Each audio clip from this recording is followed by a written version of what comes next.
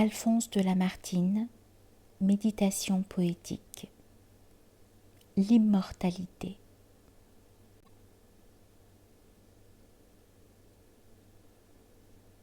Le soleil de nos jours pâlit dès son aurore. Sur nos fronts languissants à peine, il jette encore quelques rayons tremblants qui combattent la nuit. L'ombre croît, le jour meurt, tout s'efface et tout fuit.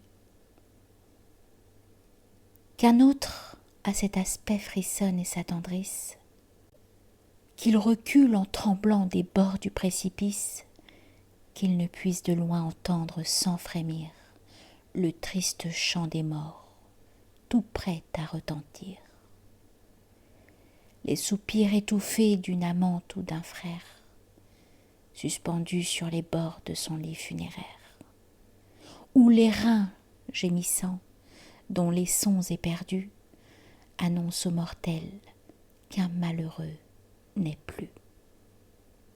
Je te salue, ô mort, libérateur céleste. Tu ne m'apparais point sous cet aspect funeste que t'a prêté longtemps l'épouvante ou l'erreur. Ton bras n'est point armé d'un glaive destructeur, ton front n'est point cruel, ton œil n'est point perfide. Au secours des douleurs, un Dieu clément te guide. Tu n'anéantis pas, tu délivres. Ta main, céleste messager, porte un flambeau divin. Quand mon œil fatigué se ferme à la lumière, tu viens d'un jour plus pur inonder ma paupière.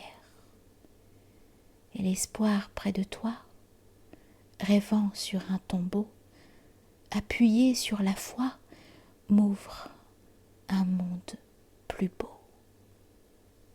Viens donc, viens détacher mes chaînes corporelles. Viens, ouvre ma prison. Viens, prête-moi tes ailes. Que tardes-tu? Parais que je m'élance enfin vers cet être inconnu, mon principe et ma fin. Qui m'en a détaché? Qui suis-je et que dois-je être? Je meurs et ne sais pas ce que c'est que de naître. Toi qu'en vain j'interroge, esprit hôte inconnu, avant de m'animer, quel ciel habitais-tu? Quel pouvoir t'a jeté sur ce globe fragile? Quelle main t'enferma dans ta prison d'argile? Par quels nœuds étonnants, par quel secret rapport le corps tient-il à toi comme tu tiens au corps? Quel jour sépara l'âme de la matière? Pour quel nouveau palais quitteras-tu la terre? As-tu tout oublié? Par-delà le tombeau, vas-tu renaître encore dans un oubli nouveau? Vas-tu recommencer une semblable vie? Ou dans le sein de Dieu ta source et ta patrie, affranchie pour jamais de tes liens mortels, vas-tu jouir enfin de tes droits éternels? Oui, tel est mon espoir, ô moitié de ma vie. C'est par lui que déjà mon âme raffermie a pu voir sans effroi sur tes traits enchanteurs se faner du printemps les brillantes couleurs. C'est par lui que, percé du trait qui me déchire, jeune encore, en mourant, vous me verrez sourire, et que des pleurs de joie, à nos derniers adieux, à ton dernier regard, brilleront dans mes yeux. Vain espoir, s'écriera le troupeau d'Épicure, et celui dont la main disséquant la nature, dans un coin du cerveau nouvellement décrit, voit penser la matière et végéter l'esprit. Insensé, diront-ils, que trop d'orgueil abuse. Regarde autour de toi, tout commence et tout s'use. Tout marche vers un terme et tout naît pour mourir. Dans ces prés jaunissants, tu vois la fleur languir. Tu vois dans ces forêts le cèdre au front superbe, sous le poids de ses ans tomber, ramper sous l'herbe. Dans leurs lits desséchés, tu vois les mers tarir. Les cieux même, les cieux commencent à pâlir. Cet astre dont le temps a caché la naissance, le soleil comme nous marche à sa décadence. Et dans les cieux déserts, les mortels éperdus le chercheront un jour et ne le verront plus. Tu vois autour de toi dans la nature entière les siècles entassés, poussière sur poussière, et le temps, d'un seul pas, confondant ton orgueil, de tout ce qu'il produit devenir le cercueil, et l'homme seul, ô sublime folie, au fond de son tombeau croit retrouver la vie. Et dans le tourbillon au néant emporté, abattu par le temps, rêve l'éternité. Qu'un autre vous réponde, ô sages de la terre, laissez-moi mon erreur, j'aime, il faut que j'espère. Notre faible raison se trouble et se confond. Oui, la raison se tait, mais l'instinct vous répond. Pour moi, quand je verrai dans les célestes plaines les astres s'écartant de leur route certaine, dans les champs de l'éther, l'un par l'autre, heurtés, parcourir au hasard les cieux épouvantés, quand j'entendrai gémir et se briser la terre, quand je verrai son globe errant et solitaire, flottant loin des soleils, pleurant l'homme détruit, se perdre dans les champs de l'éternelle nuit. Et quand, dernier témoin de ces scènes funèbres, entouré du chaos, de la mort, des ténèbres, seul, je serai debout, seul, malgré mon effroi. Être infaillible et bon, j'espérerai en toi.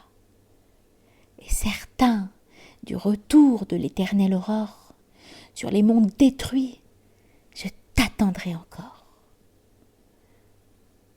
Souvent tu t'en souviens, dans cet heureux séjour où naquit d'un regard notre immortel amour, tantôt sur les sommets de ces rochers antiques, tantôt au bord désert des lacs mélancoliques, sur l'aile du désir, loin du monde emporté, je plongeais avec toi dans ces obscurités.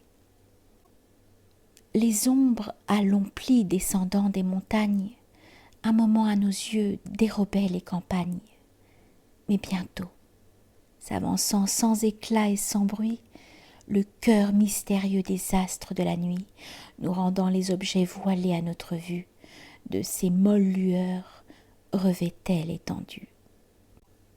Tel, en nos temples saints, par le jour éclairé, quand les rayons du soir pâlissent par degrés, la lampe, répandant sa pieuse lumière, d'un jour plus recueilli, remplit le sanctuaire.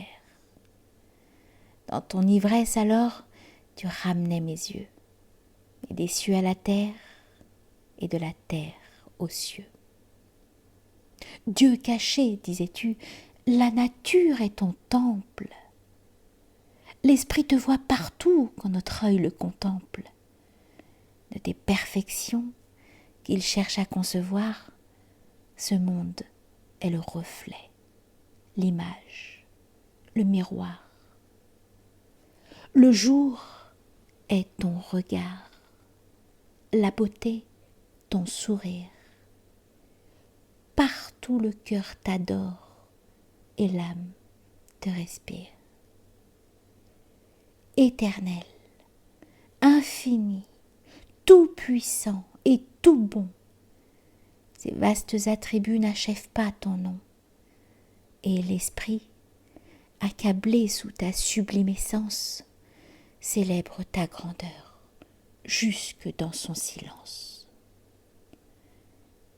Et cependant, ô Dieu, par sa sublime loi, cet esprit abattu s'élance encore à toi, et sentant que l'amour est la fin de son être, impatient d'aimer, brûle de te connaître.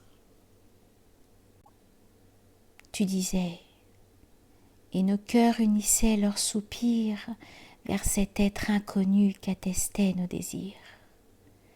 À genoux devant lui, l'aimant dans ses ouvrages, et l'aurore et le soir lui portaient nos hommages. Et nos yeux enivrés contemplaient tour à tour la terre, notre exil, et le ciel, son séjour.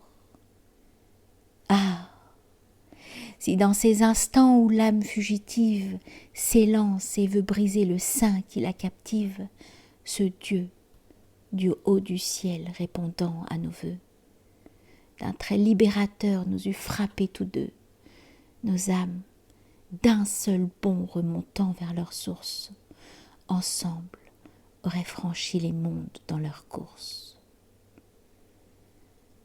À travers l'infini, sur l'aile de l'amour, elles auraient monté comme un rayon du jour, et jusqu'à Dieu lui-même, arrivant éperdu, se serait dans son sein pour jamais confondu. Ces vœux nous trompaient-ils au néant destiné? Est-ce pour le néant que les êtres sont nés, partageant le destin du corps qui la recèle? Dans la nuit du tombeau, l'âme s'engloutit-elle? Tombe-t-elle en poussière? Ou, prête à s'envoler, comme un son qui n'est plus, va-t-elle s'exhaler? Après un vain soupir, après l'adieu suprême de tout ce qui t'aimait, n'est-il plus rien qui t'aime? Ah, sur ce grand secret, n'interroge que toi. Vois mourir ceux qui t'aiment. Elvire, et réponds-moi.